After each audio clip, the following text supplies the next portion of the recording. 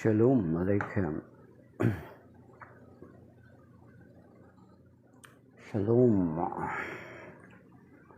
Our Catholic Daily Gospel reading is taken from the Gospel according to St. Luke chapter 9 verses 18 to 22. Glory to you, Lord.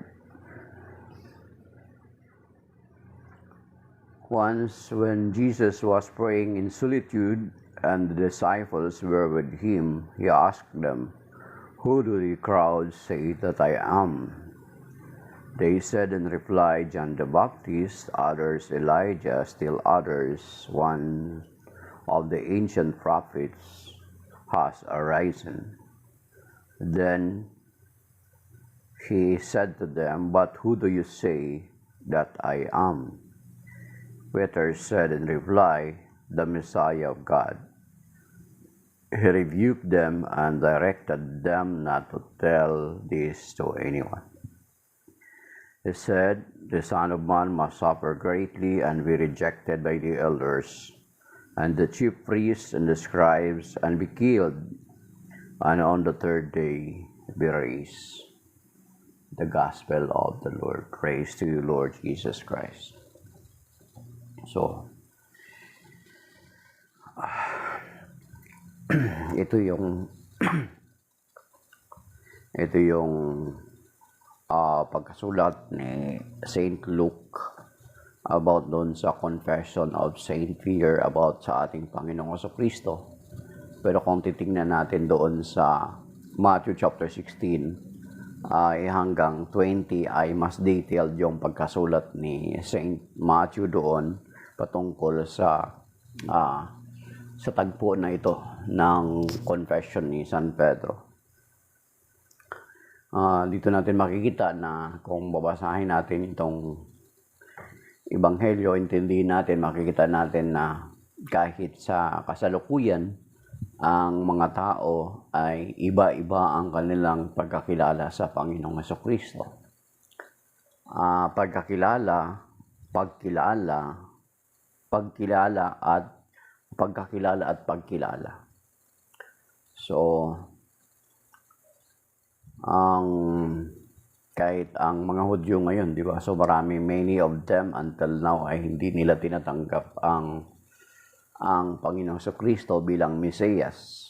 So, after it's out of our business now. So, pero kung titignan natin doon ang Romans chapter 11, kung babasahin niyo yung Romans chapter 11, makikita natin doon na pinaliwanag ni St. Paul na time will come, ang bayang Israel ay ma-recognize nila ang Panginoong Jesucristo na siyang Mesiyas. Hindi na nila kailangan pang maghintay pa ng kung sinong Mesiyas sapagkat dumating na ang Mesiyas. So malinaw po yan doon mga kapatid sa Romans chapter 11. So, may mga tao na ang pagkakilala sa Panginoong Jesucristo ay parang katulad sa kapanahunan natin. Iba-iba, propeta, dating propeta na muling namuhay. Pero, kung titingnan natin at pag-aralan natin ng malaliman ang Panginoong Jesucristo bilang Mesiyas, alam natin na magmumula siya sa angkan ni David. Pag Mesiyas, of course, ibig sabihin, ipinangako na hari na magmumula sa angkan ni David. Yan yung hinihintay ng mga Hudyo. At of course, since na galing sa angkan ni Haring David, ay matapang, mandirigma, katulad ni David. Diba? So, yun yung pangako. Babasahin natin doon sa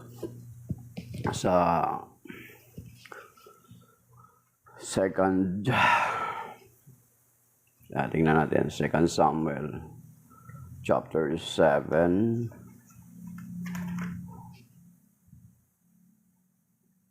12 to 13, sabi dito, sa prophecy, sabi niya, "And when your time comes and you rest with your ancestors, I will raise up your ear after you sprung from your loins, and I will make his kingdom firm." So ito yung pangako kay Haring David. So ear singular, isa, at hindi ito natupad kay Solomon or sino mang mga kamag-anak ni Haring David. Kung aralin ng maigit, is he who shall build a house for my name, and I will make his royal throne firm forever. Kung titingnan natin, si Solomon yung nagtayo ng templo, pero let us remember, pagdating sa bagong tipan, ang tinutukoy na bahay is not anymore the temple, yung templo sa Jerusalem. Pero yung temple na sinasabi ay ang bayan ng Diyos mismo, yung mga sumasampalataya. Diba mga kapatid? Sa verse, sabi dito, and I will make his royal throne firm forever. So hindi yan naganap kay Haring Solomon, kundi naganap yan sa ating Panginoon Kristo. So, ang Panginoon Kristo ang katuparan na ang Mesiyas ay magmumula sa angka ni Haring David. Nakikita naman natin yan doon sa genealogy ng Panginoon, doon sa Matthew chapter 1 verse 1 to the following verses, na kung saan binabasa siya tuwing panahon ng Adbyento, mga kapatid, di ba? Advent season. Then, doon sa Magnificat ni Mama Mary, binanggit din yan doon. Then, kinonfirm din yan doon sa Luke chapter 1. Then, doon sa Matthew chapter 1, verse 21 to 23.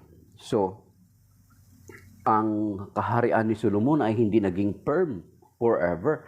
So, ang naganap ito na nagiging firm forever ay sa Panginoong Jesucristo, wala nang iba pa. Sabi dito sa verse 16, 2 Samuel chapter 7 verse 16, your house and your kingdom shall endure forever. Before me, your throne shall stand firm forever. So, ang Panginoong Jesucristo ay katulad nung sa kasalukuyan, sa panahon noon na iba-iba ang pagkakilala nila sa Panginoong Jesucristo. Isa lang sa mga propeta, maging hanggang ngayon, ganun yung pagkakilala ng iba. Ang iba, tao lang. Pero kung titingnan natin na kung tao lang ang Panginoong Jesucristo, hindi magiging panghabang buhay ang kanyang kaharian. Kasi kung tao ang buhay ng isang tao ay may katapusan. So ang Panginoong Jesucristo, makikita natin na hindi lamang dito sa 2 Samuel chapter 7 na ito, ay doon ba lang mga kapatid sa lumang tipan, dito pa lang sa lumang tipan, maging doon sa Genesis chapter 3 verse 15, yung proto-evangelium na tinatawag, na binanggit na rin doon yung prophecy patungkol sa kanya. Maging doon sa Genesis chapter 49, di ba, nung nag-bless si Jacob ng kanyang mga anak, makikita natin doon yung blessing niya sa pagdating kay Huda. Tingnan niyo mga kapatid, buksan niyo sa Bible sa Genesis chapter 49. Makikita niyo doon na makikita mo na ang binabanggit doon, bagamat napakalayong panahon pa, di ba? Almost 1,000 years ago pa, bago pa man dumating ang Panginoon Kristo, ay ang linaw na ang Panginoon Kristo ay binabanggit na sa mga hula. So, and then, pagdating sa Isaiah chapter 7, Deuteronomy chapter 8, verse 15, mga kapatid, meron din dito. Sabi dito mga kapatid,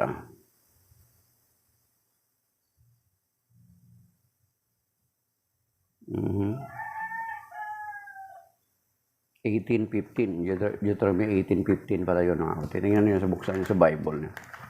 Sabi rito,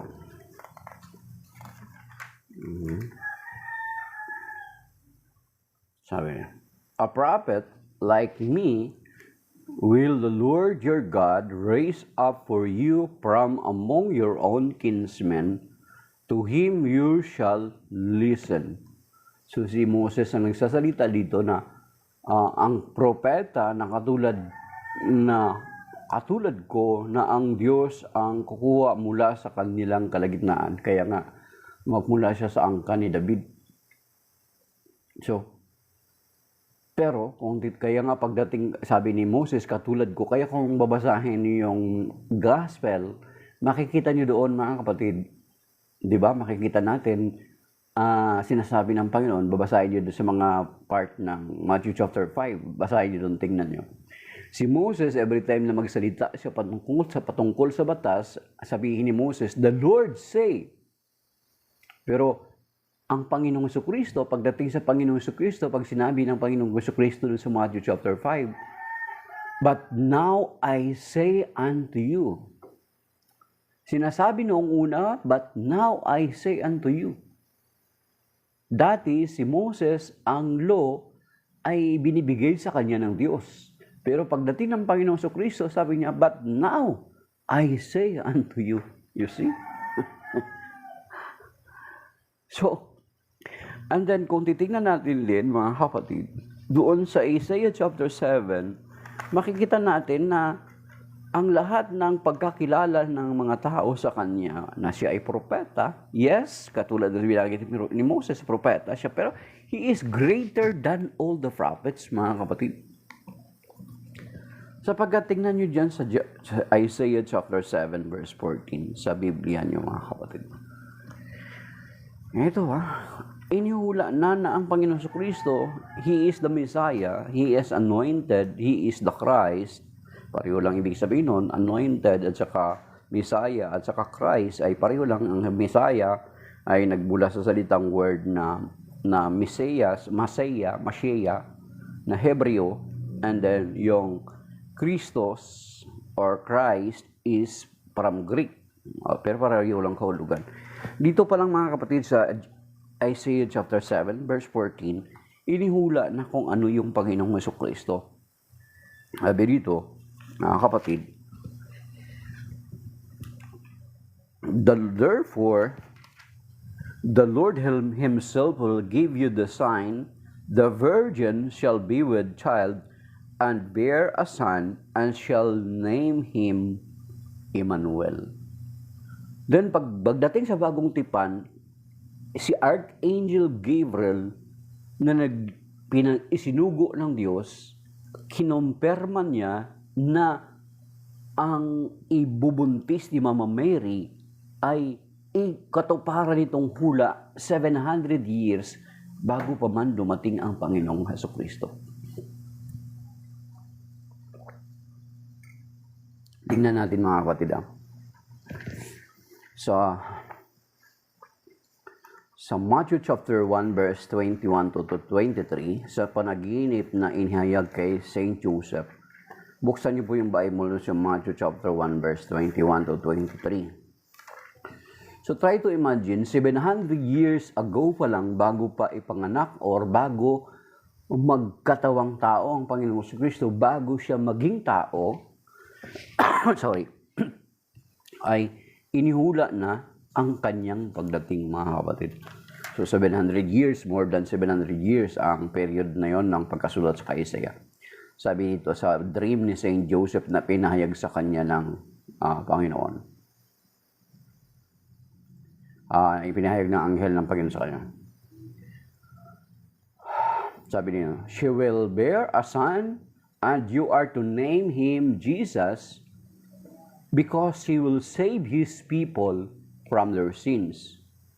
All this took place to fulfill what the Lord had said through the prophet. Ayun, yun na yung kanina binanggit natin, Isaiah chapter 7 verse 14. Dito sa verse 23, behold, the virgin shall be with child and bear a son, and they shall name him Emmanuel. Emmanuel. Bakit? Ano ibig sabihin ng Emmanuel? Sabi niya, which means God is with us. Yan. Kaya kapag ang pangalan mo Emmanuel, dapat huwag kang mamuhay ng kademonyuhan kasi kasama mo ang Diyos. Ganon pala yun dapat, mga kapatid. 24, when Joseph awoke, he did as the angel of the Lord had commanded him, and took his wife into his home.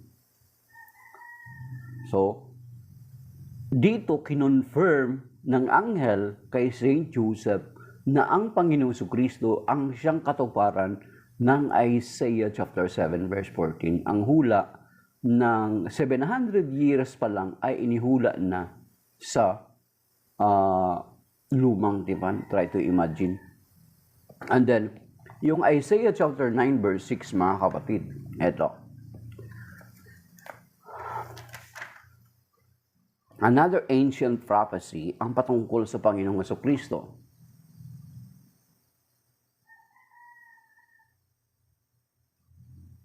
Amen for that, Mr. Shutil. In Jesus' name, amen.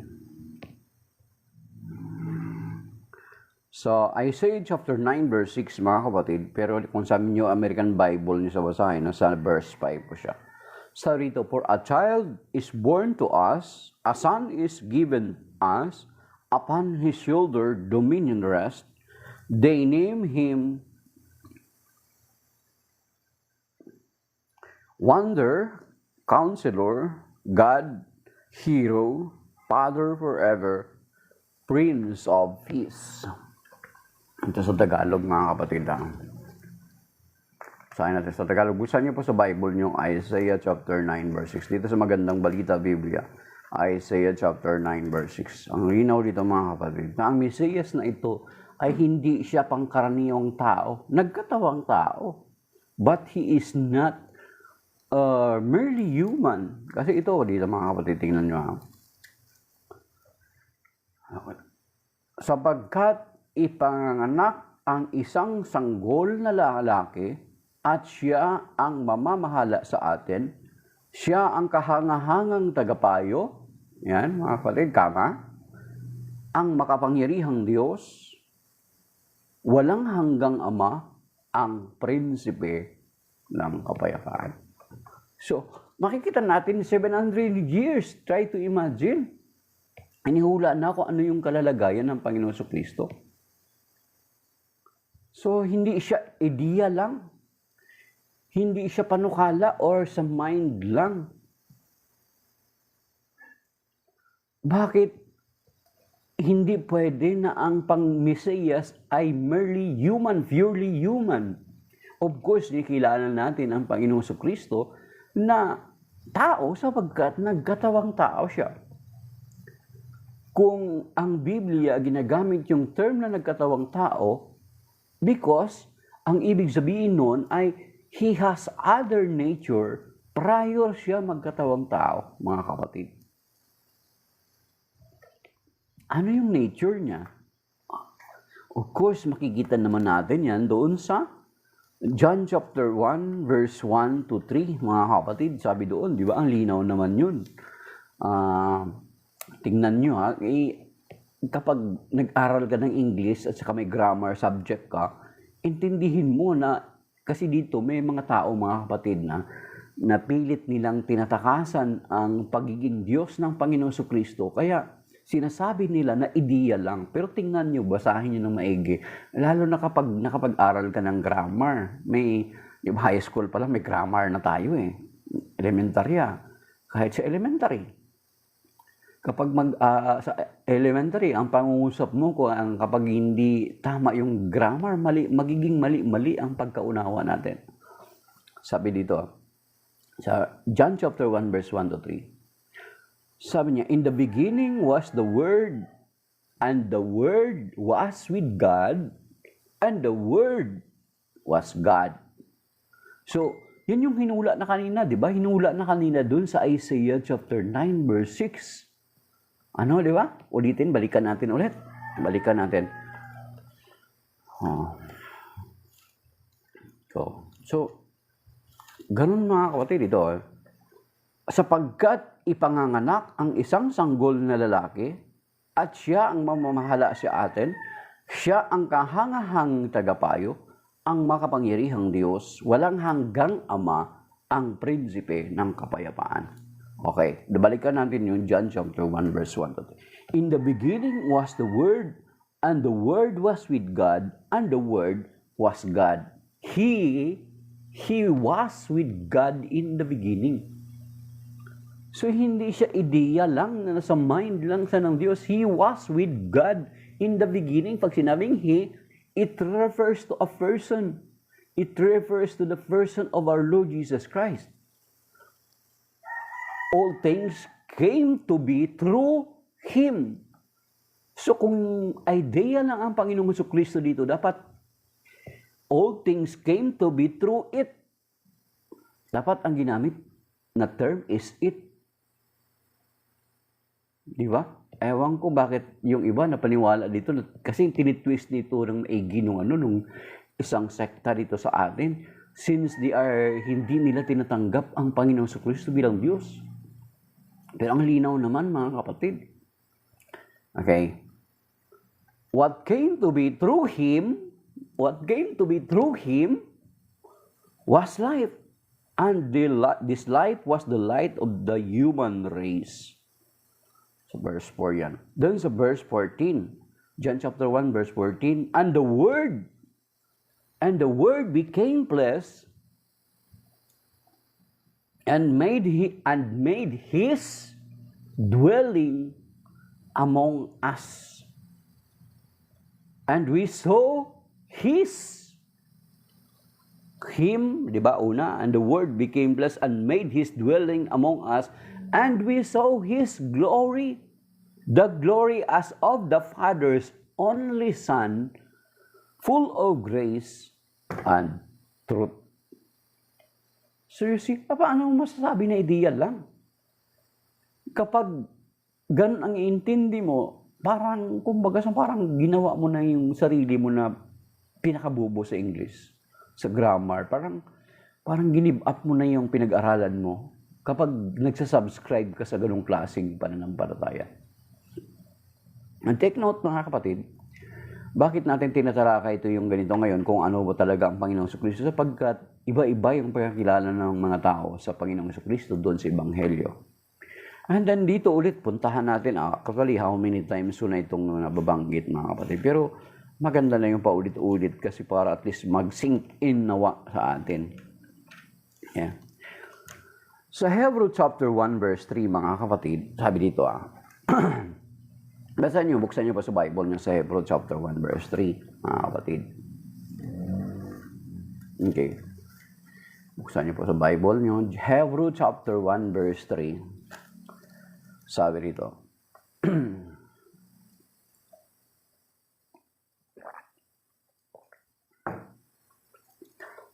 Ang anak ang maningning na sinag ng Diyos. Sapagkat kung ano ang Diyos, ay gayon din ang anak. Kaya, take note Nakita natin kanina sa John chapter 1 verse 14, and we saw His glory, di ba? As of that only begotten Son of God. Sapagkat kung ano ang Diyos, ay gayon din ang anak. Siya ang nag-iingat sa sansinukob sa pamamagitan ng kanyang mga kapangyarihang salita pagkatapos niyang linisin tayo sa ating mga kasalanan. Siya'y lumuklok sa kanan ng Diyos ang mga kapangyarihan sa lahat. Di ba? John 1:14, John Hebrew 1:3. Meron pa po mga kapatid na related to this na makikita natin, hindi natin ma-deny kung ano talaga ang kalalagayan ng Panginoong Jesucristo. So, binabasa natin ito para, ibinabahagi natin, ibinag-aaralan natin ito para hindi tayo magiging katulad ng mga tao nung tinanong sila ng Panginoon kung ano yung pagkakilala sa Kanya, para magiging tama yung pagkakilala natin sa Panginoong Jesucristo. Sa Colossians chapter 2 verse 9 mga kapatid, ang sinasabi dito, tingnan niyo sa Bible, buksan niyo. Ang sabi dito tingnan niyo kung gaano sa related doon sa Hebrew chapter 1 verse 3 at saka sa John chapter 1 verse 14. Sabi dito, sapagkat ang buong kalikasan ng Diyos ay na kay Kristo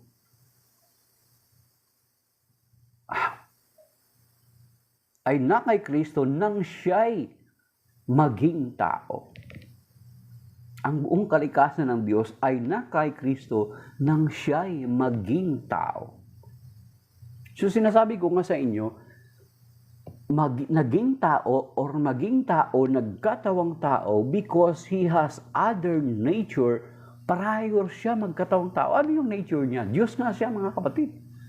Overwhelming yung sinasabi sa banal na kasulatan. Doon pa lang sa Old Testament, sa Isaiah chapter 9, verse 6. And then, edi sasabihin ng mga kapatid natin na hindi kumikilala sa Diyos, ay, ibig sabihin, dalawa ng Diyos nyo, plus yung Espiritu Santo, tatlo ng Diyos nyo. Okay. Ang Diyos natin, mga kapatid, He is not bound of any mathematical formula. Kasi kung papatulan natin yung sinasabi nyo, addition yung ginagamit nyo, why not try the multiplication? 1 times 1 times 1 times 1 equals how much? Di ba? Basic arithmetic. Pero we are not doing that because God cannot be contained by any mathematical formula. Hindi siya kayang i-contain ng invention or ideya ng tao because He is beyond our idea, beyond siya sa any mathematical formula. Hindi siya ma-contain ng invention ng tao. Sino ba nakapag-formulate ng mathematical formula? Di ba ang tao? He cannot be contained by that, mga kapatid. Okay. So, mahina naman ng Diyos yun na kaya pala siyang i-contain sa mathematical formula. Parang si San Agustin, yung bata na nakita niya yung bata na gumagawa ng balon sa gilid ng dagat. Sabi ng bata, sabi ni San Agustin, bata, ano yung nagawa mo? Sabi niya, create ako dito ng balon para ilalagay ko dito yung buong tubig ng ang tubig ng karagatan. Sinagot ni San Agustin, ang bata,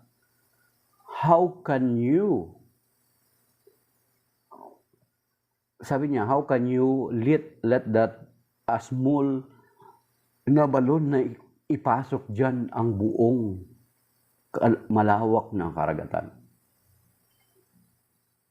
Sabi niya sa bata. Then, na-realize din ni San Agustin para sa kanyang sarili that how can we contain or how can we ipasok natin, pagkasyahin sa utak natin, sa maliit na utak natin, ang kapangyarihan ng Diyos, ang kalwalatian ng Diyos. God is infinite. He cannot be fathomed by our human minds, mga kapatid. Then why we are continuously parang pinipilit natin na ipasok siya sa isang maliit na utak natin. Parang ganyan tayo, mga kapatid. Ganyan yung iba nating mga kababayan na pilit nilang i-contain, ipasok sa maliit nilang utak ang Diyos. Diba? So makita natin dito sa Colossians chapter 2 verse 9 at saka yung Hebrews chapter 1 verse 3, isulat nyo at saka basahin nyo ng sarili nyo.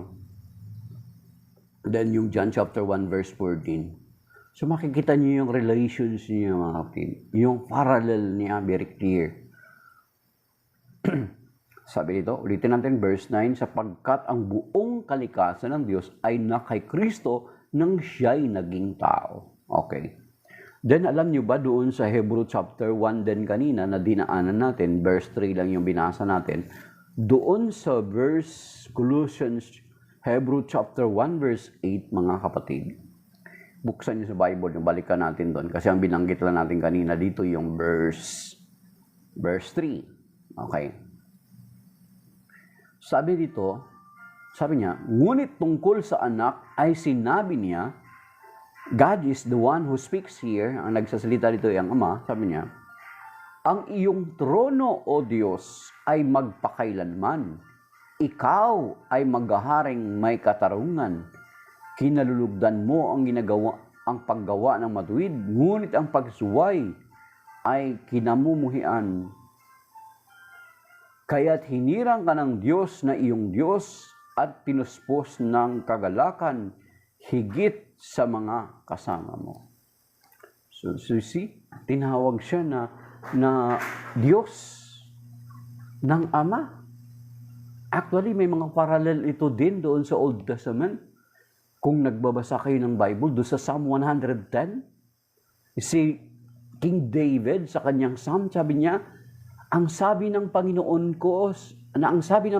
sa Panginoon ko, He said to my Lord, ito Psalm 110 mga kapatid, ito. Basahin natin. Ito yung parallel niya, yung prophecy. The Lord says to you, my Lord, sabi niya, take your throne at my right hand while I make your enemies your footstool. Okay? Nakita niyo mga kapatid, yung parallel niya, yung tawag nito, yung sa Old Testament pa lang. Okay? Try to imagine yung Messiah na magagaling sa kay David ay tinawag ni David na Panginoon. Sa Bible, mga kapatid, pag sinabing Panginoon, of course, kailangan natin intindihin na ang Panginoon na binabanggit ay sa original na, sa mga nag-aaral ng original na salita, nag-aaral sa original na salita, ang Panginoon ay, ang ibig sabihin is, Adonai, human master, and then yung Adonai is Lord as God. At kung titingnan natin dun sa Luke chapter 1 verse 43, ang ginamit na word doon na Adonai sa Panginoong Jesucristo, hindi lang Adonai, kundi Lord as God.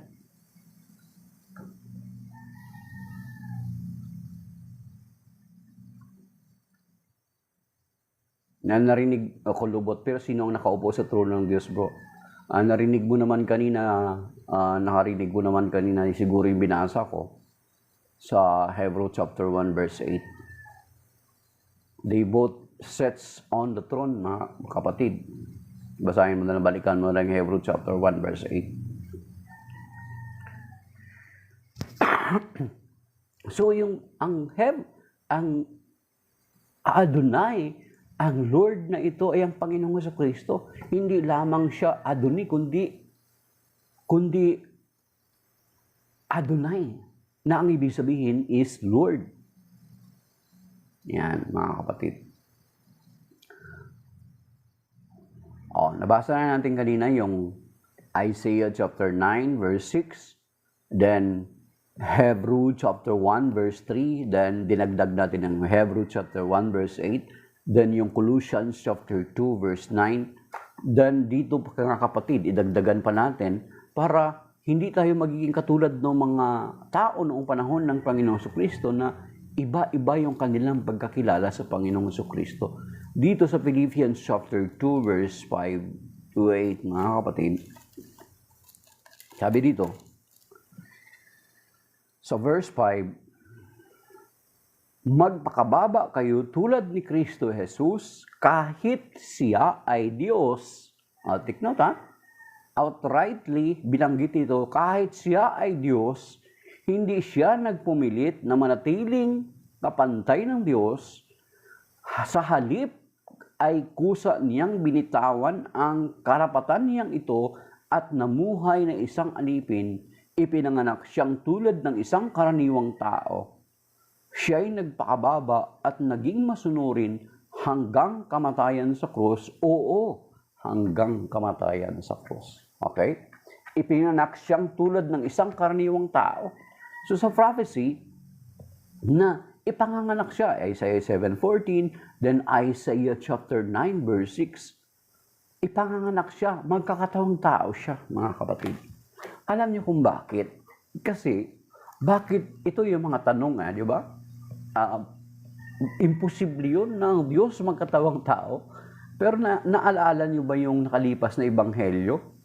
Nung binanggit na ng Panginoong Jesucristo yung kamatayan niya, rebuke siya ni San Pedro.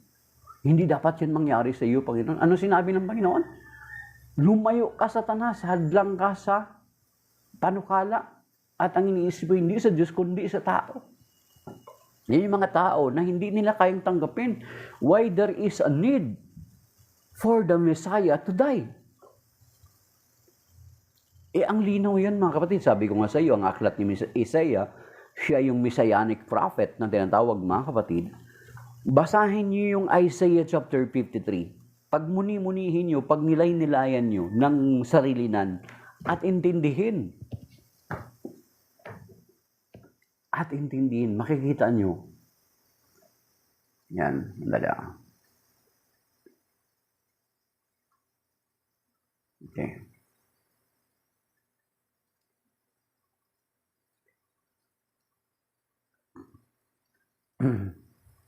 Basahin niyo mga kapatid, Isaiah chapter 53, i-challenge ko sa inyo, kayo na po mismo magbasa.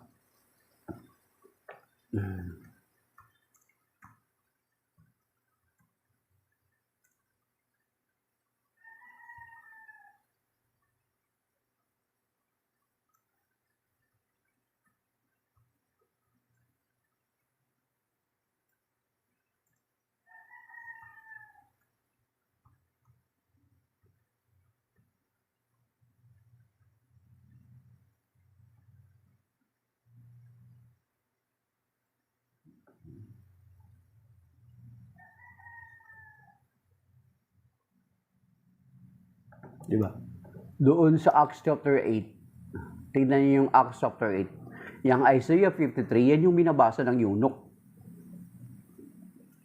Then, pinasabayan siya kay Felipe. Then, pinaintindi sa kanya. Basahin niyo yung Isaiah chapter 53. Try to imagine, 700 years pa lang, ay binanggit na kung ano yung gagawin ng Panginoong Kristo.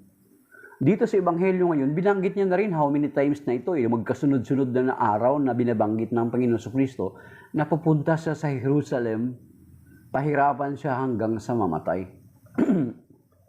Alam niyo mga kapatid, kung naintindihan natin yung salvation history nung magkasala ang tao, actually how many times ko na ito na-share mga kapatid, at ito naman ay itinuturo din naman ng ating simbahan, nung magkasala ang tao dun sa halamanan ng Eden, makikita natin na pinalayas sila dun.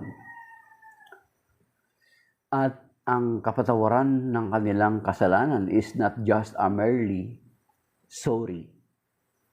Sapagkat sinabi doon sa Genesis chapter 30 na kapag kinain nila yun yung puno ng bunga na yun, ano sabi doon? Mamamatay sila.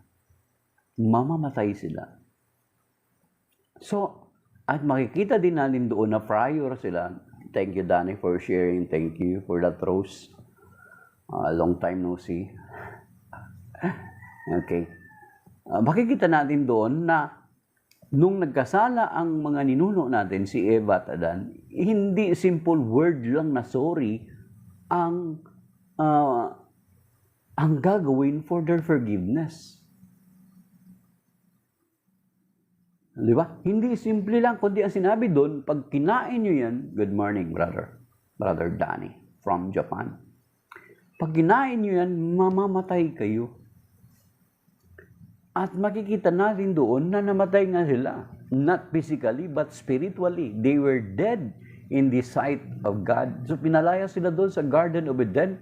But prior sila pinalayas, di ba? Andun na yung proto-evangelium na pangako sa Genesis chapter 3 verse 15. Yung proto-evangelium. Basahin niyo na lang kung ano yung pinapangako doon. Yung angka ng ahas at angka ng babae. Kaya kapag lagi mong tinutuligsa si Mama Mary, baka nakabilang ka sa angka ng ahas at hindi sa angka ng babae. Tingnan niyo doon. I-challenge ko kayo. Kayo magbasa.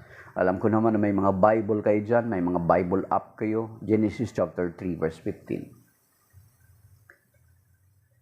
So, tinitingnan natin na it is not just a word na sorry. Mamamatay sila. Kaya nga, pagdating sa bagong tipan, ipinaliwanag, sabi dun sa Romans chapter 6 verse 23, memorize ito ng mga kapatid nating protestante. Dapat tayong mga katoliko, memorize din natin. Sinasabi doon sa Romans chapter 6 verse 23, for the wages of sin is death, but the gift of God is eternal life through Jesus Christ our Lord.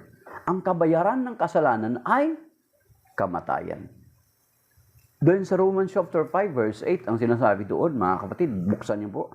Memorize din ito ng mga protestante nating mga kapatid. Ako memorize ko rin ito dahil doon sa may, di ba yung may mga pinag-distribute na King James Bible sa mga school, yung maliliit, yung Gideon's International, sino nakaabot nun? Likod nun, may mga verses kasi nilakalagay yung mga verses na ito. Sabi dito sa Romans chapter 5 verse 8, but God commended His love towards us, sa King James, but God too commended His love towards us, in that while that we were yet sinners, Christ died for us. Yan. Yun sa King James. So, ang kabayaran ng kasalanan natin ay kamatayan. At ang kamatayan natin ay hindi makasasapat para matubos tayo sa ating mga kasalanan. Kahit 1,000 times ka pa mamatay, yung kamatayan mo or yung, yung dugo mo ay hindi makasasapat para mabayaran yung pagkakasala mo or pagkakautang mo. Hindi magiging sapat yan. Kaya nga, yun ang dahilan why God Himself sent His only begotten Son. Na kailangan there is a need for our Lord Jesus Christ na magkatawang tao. Sapagkat ang dugo ng hayop, ang dugo natin ay hindi makasasapat para mabayaran natin ang ating pagkakasala, para ma-restore at mapanumbalik ang naputol nating ugnayan sa Diyos, mga kapatid. Kaya nga, sabi dito sa Psalm 49, buksan niyo po sa Bible, sa Psalm 49, yung sinasabi ko sa inyo, kaya kung ang Panginoon sa Kristo ay tao lang, or ang dugo natin ihandog, hindi makasasapat. Dito sa Psalm 49, verse 7, ito mga kapatid, hindi kaya ng sinuman ang sarili ay matubos. Take note. Kaya nga, that is why there is a need for the Lord to be one of us, na magkatawang tao siya, maging tao siya. Kasi kung tayo lang in our own capacity, hindi natin matutubos yung ating sarili. Yan yung sinasabi sa Ephesians chapter 2, verse 8 and 9. Yun yung grasya ng Panginoon dumating. Ang Panginoong Jesucristo, He is the grace of God for us. Sapagkat, ito sabi dito, hindi kaya ng sinuman ang sarili ay matubos, hindi niya kayang bayaran, tubusin sa kamay ng Diyos. Ang bayad sa kanyang buhay ay halagang sakdal taas. Gaano man ang halagang hawak niya ay hindi sapat. So everything that we have, our blood. Kasi ang sinasabi doon, ang kabayaran ng kasalanan ay kamatayan.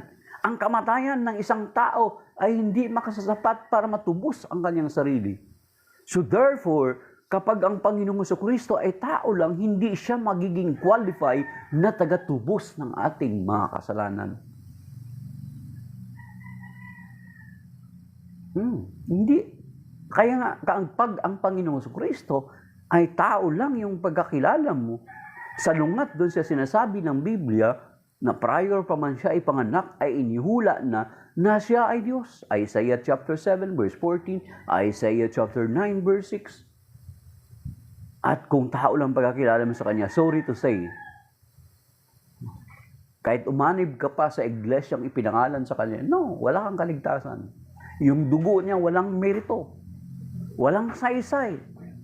Katulad ng binabanggit doon sa Acts 20:28, di ba? Tinubos tayo ang iglesia, kaya iglesia ng Diyos ang nakalagay doon sa original. But it does not refer to any of the sect who claims that verse. Acts 20:28, nakalagay doon. Anong sabi doon sa Acts 20:28?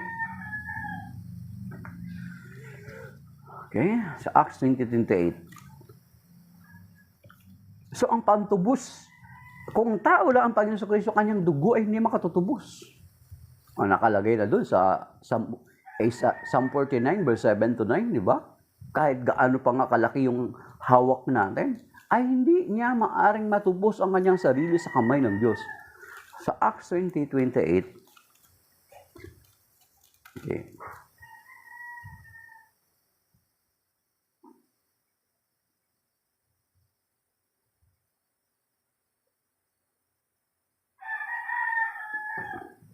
Acts 20:28. Buksan niyo po sa Bible niyo, mga kapatid. Sa original version, ang nakalagay diyan is Church of God. And then kung makita din naman natin, pero it does not, of course, pinapaunahan ko lang kayo, it does not refer to any sect or denomination na nag-claim ng verse na yon. It does not refer to them, mga kapatid. Sabi rito, keep watch over yourselves and over the whole flock of which the Holy Spirit has appointed you overseers. Ang overseers dito sa original term is bishops. Yan, bishop. In which you tend the church of God that He acquired with His own blood. Na tinubos niya sa pamamagitan ng kanyang dugo. So, kung makikita natin sa 1 Timothy 3:15, Church of the Living God, 1 Corinthians chapter 15 verse 9, binanggit din doon na I have persecuted the church of God. And then doon sa Roma 16:16, may binanggit na Church of Christ. There is no contradiction because that Christ, ang Kristo, ang magiging Kristo na tagapagligtas natin is not just merely human being, kundi nagkatawang tao siya. Kasi kung tao lang siya, mga kapatid, kung ganyan yung pagkakilala natin sa Kanya, ay hindi ka matutubos sa iyong kasalanan. Hindi tayo matutubos sa ating mga kasalanan, katulad ng binanggit doon sa Psalm 49 verse 7 to 9. At meron pa, mga kapatid. So 1 Samuel chapter 2 verse 25. Take note, mga kapatid. Sa lumang tipan pa lang ito. So 1 Samuel chapter 2 verse 25, basahin niyo po Buksan niyo po sa Bible niyo. 1 Samuel, sige paunahan kung sino mauna, may premyo. Okay. Sabi rito Ito sinabi sa 1 Samuel chapter 2 verse 25. Kung ang isang tao magkasala sa kanyang kapwa, maaring mamagitan sa kanila si Yahweh. Ngunit, sino ang mamamagitan kung kay Yahweh sila magkasala? Kung kay Yahweh sila nagkasala. Sino ang magiging karapat-dapat? Kung tayo magkasala tayo sa kapwa natin, maaring mamagitan sa atin, mag-intervene sa atin ang Diyos para magkasundo tayo. Pero, kung ang tao ay magkasala sa Diyos, sino ang magiging karapat-dapat na mamamagitan? Kapwa din natin tao? Kung si Kristo na tao, kapwa natin tao, magiging karapat-dapat siya? No way! Hindi. Kaya kung tao lang pagkakilala mo sa Panginoon Kristo, na salungat sa sinasabi ng Biblia, is sayang lang yung pagpapagod mo. Hindi ka matutubos ng Kristong tao. Ang Kristo ay ang Mesiyas na tagapagligtas ay nagkatawang tao. Naging tao, ibig sabihin, pag sinabing nagkatawang tao, because He has other nature prior siya maging tao. At yun nga yung binanggit sa John chapter 1 verse 1 to 3, then verse 14, and then Hebrews chapter 1 verse 3, and then verse 8, and then Colossians chapter 2 verse 9, and then doon sa Titus chapter 2 verse 13. Ang dami pa, mga kapatid. At itong mga tumatanggi sa Panginoong Kristo na bilang Diyos ay patuloy nila itong itinitwist na pilit nilang binabaluktot para sumang-ayon dun sa kanilang turo.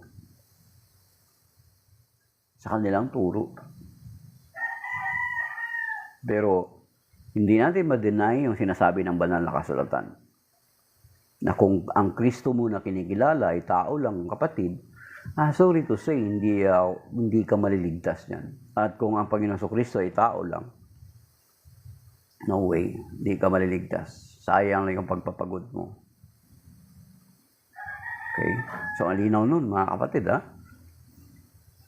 sapagkat ang Kristo na ito ay binanggit na nga. Sabi ko nga sa inyo kanina, ulitin na lang natin sa mga hindi nakarinig. Isaiah chapter 9 verse 6, sabi dito, sapagkat ipanganganak ang isang sanggol na lalaki. Ayan.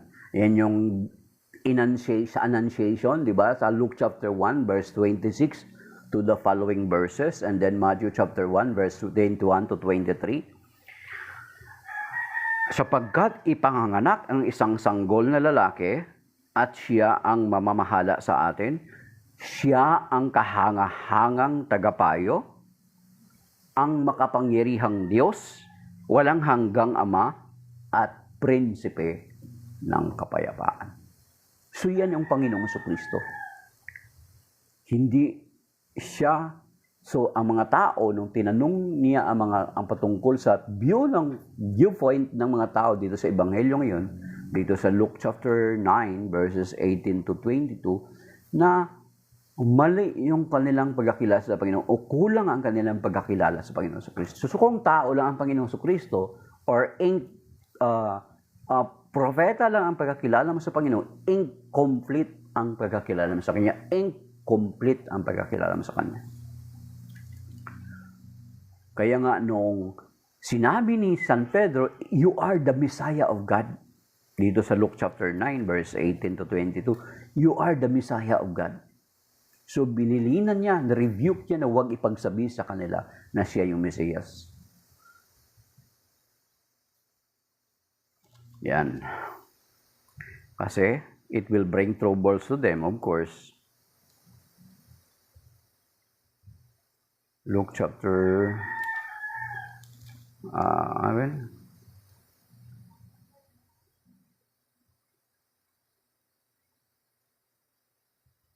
Ebanghelyo ngayon is Ebanghelyo ngayon, dali lang mga kapatid, mali yata ako sa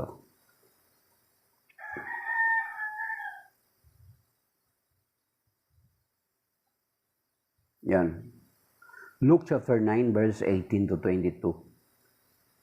Sabi dito, there was a verse 21 to 22, tinagubilan ni Jesus na sa kanya malagad na huwag nilang sasabihin sa kanino man, ito kanino man. At sinabay pa niya na sa kanila ang anak ng tao ay dapat magbata ng maraming hirap, itatakwil siya ng matatanda ng bayan ng mga probonong saserdote at ng mga skriba, ipatay nila siya, ngunit sa ikatlong araw ay muling mabubuhay. So there is a necessary necessary for Jesus to die on the cross. Kasi yun yung prophecy sa Isaiah chapter 53 na sa pamagitan ng pagtigis ng kanyang dugo ay matubos tayo sa ating mga kasalanan. At yun yung sinasabi sa Hebrew chapter 9 verse 23, because according to the law, there is no forgiveness without the shedding of the blood. Walang kapatawaran ng kasalanan without the shedding of the blood. At ang dugo na magiging karapat dapat na matigis for us to be saved, for us to be reconciled to the Father, for us that our relationship ay ma-restore, ay ang dugo lamang ng Panginoong Jesucristo. So kung tao lang ang Panginoong Jesucristo, sabi ko nga sa inyo, ay hindi talaga ako maniniwala. Hindi kanya matutubos. Kasi binanggit na nga doon sa lumang tipan sa Psalm 49, 7 to 9 And then, 1 Samuel chapter 2, verse 25. Thank you, Rosita Custodio. So, ganun mga kapatid. So, ang tagapagligtas mo tao lang, ay pagtatawanan kita. Paano ko maligtas ang kapwa mo tao? Hindi ka maliligtas ng kapwa mo tao. Ninang kanyang dugo. Kaya nga, that is why there is a need of the shedding of the blood of the Lord Jesus Christ. Because according to the law, there is no forgiveness of sins without shedding of the blood. At ang dugo na ito ay hindi dugo ng kordero ng hayop. kundi dugo mismo ng Panginoong Hesukristo. Sa John chapter 1 verse 29, di ba? Siya yung tinawag, sabi ni John, ito ang kordero ng Diyos na nag-aalis ng mga kasalanan ng sanlibutan. Di ba? Na-recognize siya ni St. John. And the Lord never refused the title. Yung pagkatawag sa kanya ni St. John. Then dito sa Hebrews chapter 9 verse 22, mga kapatid. That is why ganun kahalaga ang dugo ng Panginoon Kristo. Kaya nga every time na may mga exorcism or may prayer tayo, di ba? Ini-invoke natin yung prayer ini-invoke natin yung dugo ng Panginoon Kristo. Because in the blood of the Lord there is forgiveness of sins. In the blood of the Lord there is power. Okay, sa Hebrews chapter 9 verse 22, sabi niya, ayon sa kautusan, halos lahat ng bagay ay nililinis sa pamagitan ng dugo at walang kapatawaran ng kasalanan kung walang pagbububo ng dugo. Kaya ngayon yung sinasabi sa Acts chapter 20 verse 28 that we were acquired by the Lord by His own blood. Without the shedding of the blood, there is no forgiveness of sins. So kung ang Panginoon Kristo ay tao lang na pagkakilala mo, paano ka matutubos noon ng kanyang dugo? Kasi hindi na siya makakapasa doon sa Psalm 49 verse 7 to 9. Then sa 1 Samuel chapter 2 verse 25. Hindi siya makakapasa doon. Hindi siya makakwalify doon sa standard ng Diyos. Kaya nga, that is why, that is the grace of the Lord. Because we cannot save ourselves with our own human effort, with all that we have, with our own blood. That is why John 3:16, for God so loved the world that He gave His only begotten Son, that whosoever believes in Him might not perish, but might have everlasting life. Yun, mga kapatid. Kaya nga, ang Panginoong Kristo ang ating tagapagligtas. Kung tao lang siya, ay so, nakakatawa, hindi ka maliligtas. Ako mag-aari, ako matatawa din ako. So yun, mga kapatid. That is why hindi ito matanggap ng ibang mga sekta at reliyon. May reliyon na hindi nila matanggap-tanggap na ang Panginoon Kristo ay namatay at pinako sa krus. Kasi sinabi sa Ebanghelyo ngayon, mamamatay siya, pero muli siyang mabubuhay sa ikatlong araw. Yan, mga kapatid. So yan ang Ebanghelyo natin ngayon. Sana tayo ng mga tao ay maging tama ang pagkakilala natin sa Panginoong Kristo. Hindi katulad ng mga tao nung unang panahon na tinanong sila ng Panginoon kung ano pagkakilala sa Kanya. Pagkakilala sa Kanya, isa sa mga propeta, katulad ni Elias, isa sa mga propetang muling nabuhay. Pero nung sinabi ni San Pedro na ipinahayag ng Diyos Ama sa Kanya na siya ang Mesiyas, ay sabi niya, blessed art thou, Simon, son of Jonah. Diba? Basahin niyo yung pinaka-detailed na pahayag doon sa Matthew chapter 16, verse 13 to 20. Sulat niyo at saka basahin niyo mamaya sa Bible niyo. Diba? Mas detailed yun. At pag sinabing Mesiyas, ang Mesiyas ay magmumula sa angkan ni David. At ang Mesiyas na ito is not just a human being. Of course, tao siya kasi nagkatawang tao. Binanggit na natin ng how many times paulit-ulit, unli, kasi itong mga tao na ito na hindi kumikilala sa Panginoong Kristo, unli din nilang tinatanggi ito, mga kapatid. So sana, i-memorize natin to or i-familiarize natin to, then ibahagi natin sa iba. Kasi, ulitin natin, kung ang pagkakilala mo sa Panginoong Kristo ay tao lang, kahit napabilang ka pa sa kanyang iglesia, iglesyang ipinangalan sa kanya, ay hindi ka matutubos niyan, mga kapatid. Walang saysay yung kanyang dugo kung tao lang ang Panginoong Kristo. So, katulad ng pinanggit natin, napakalinaw naman at hindi natin matakasan ang katotohanan na ang Panginoong Kristo ay Diyos na nagkatawang tao, katulad ng mga passages na mga binanggit ko sa inyo. John chapter 1 verse 1 to 3, and then verse 14, Isaiah chapter 9 verse 6, Colossians chapter 2 verse 9, Hebrew chapter 1 verse 3, and then verse 8, then Titus chapter 2 verse 13, and then Colossians chapter 2 verse 9, and Philippians chapter 2 verse 5 to 8. So maybe that is by now, mga kapatid. Maraming salamat po sa mga nag-comment, nag-share, may siyam na nag-share, mga nag-comment, nakiisa, nanood, mga nag-like, and then doon sa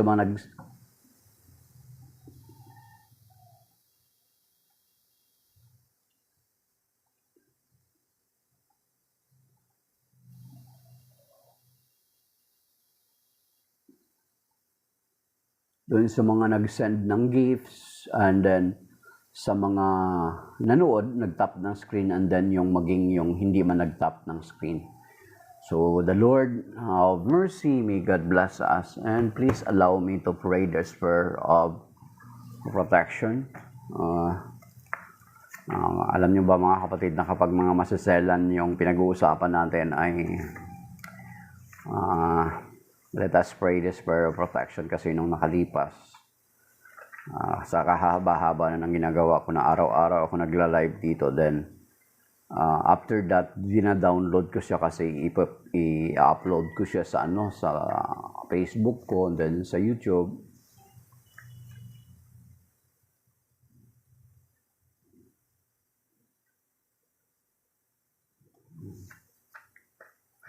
Meron yan, kulubot, may mga Bible study ang parokya sa amin. Meron kami tinatawag na BSG, Bible Sharing Group.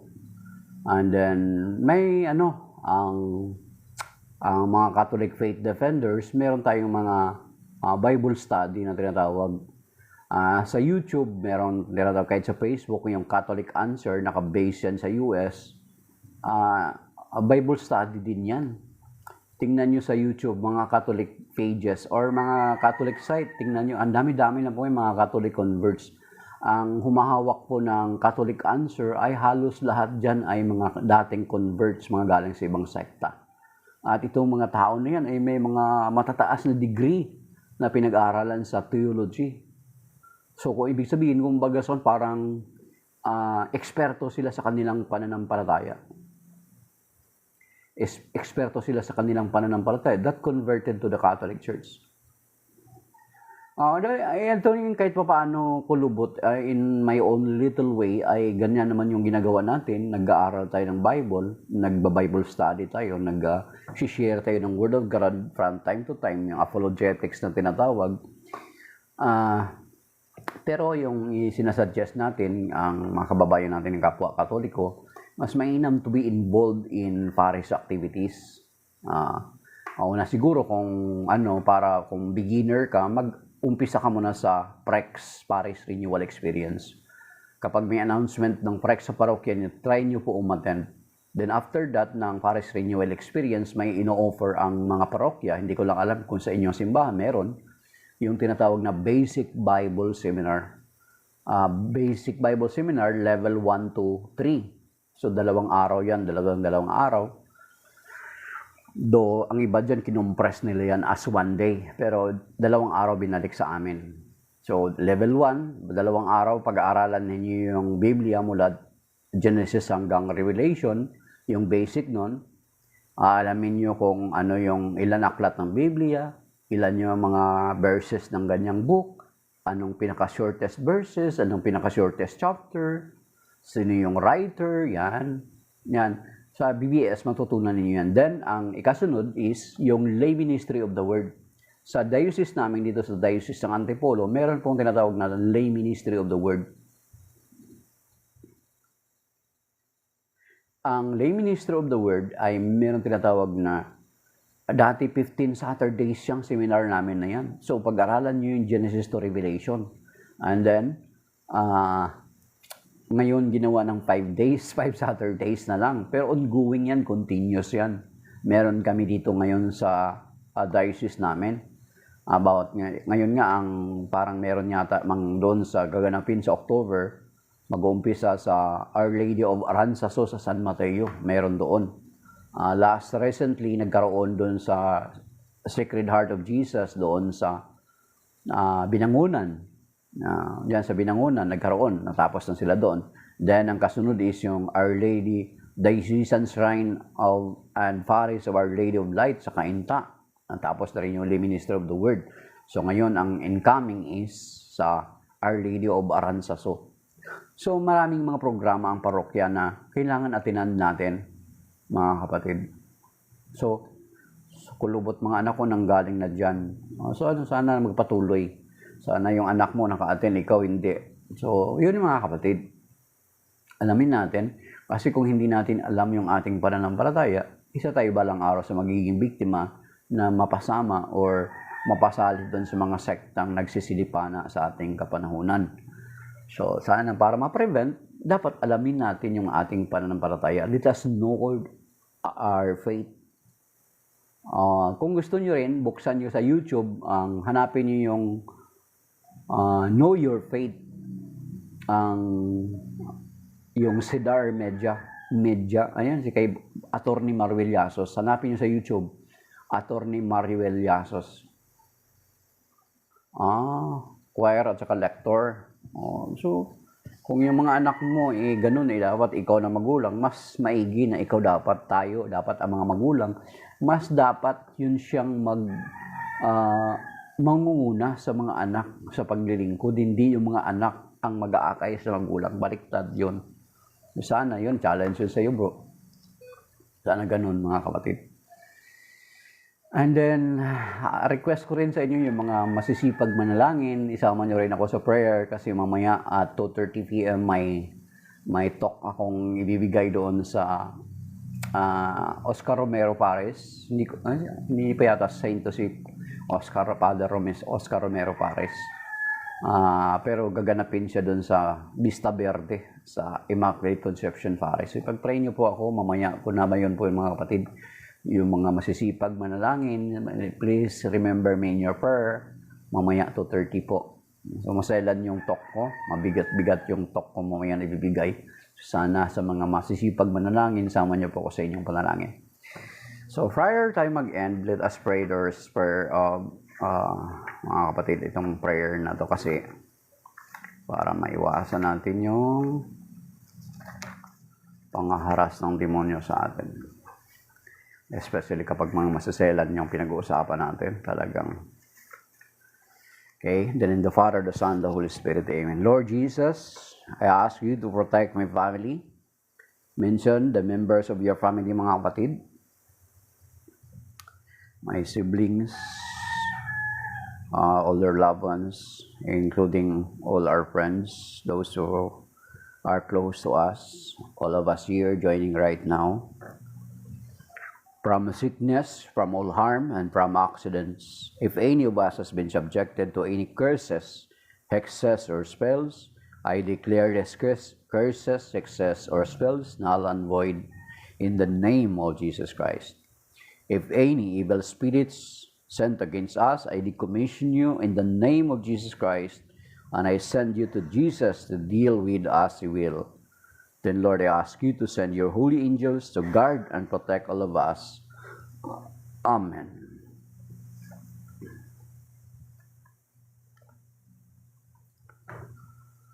Cleansing prayer. Heavenly Father, in the name of Jesus Christ, our Lord and Savior, by the power of the Holy Spirit, we pray that the cleansing power of the precious blood of Jesus, of your Son, come upon us right now. Purify us and wash us clean with the blood of Jesus, from the top of our heads down to the very soles of our feet.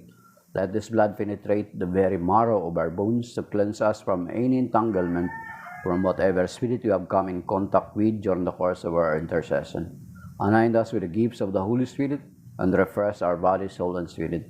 And may the design of your holy cross drive away all evil spirits from us. In the name of the Father, the Son, the Holy Spirit. Amen. So, shalom. That is by now, mga kapatid. Thank you. And may God bless us all. Amen. Now signing out.